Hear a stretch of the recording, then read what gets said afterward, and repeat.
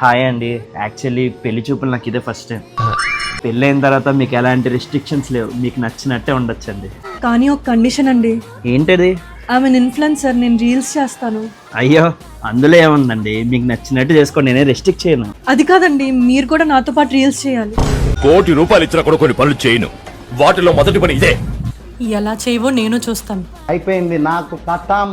వైరగాలికి వయసాయే, నేల తల్లికి వయసాయే, కోటి యుగాలైనా గాని ప్రేమకు మాత్రం వయసైపోదు.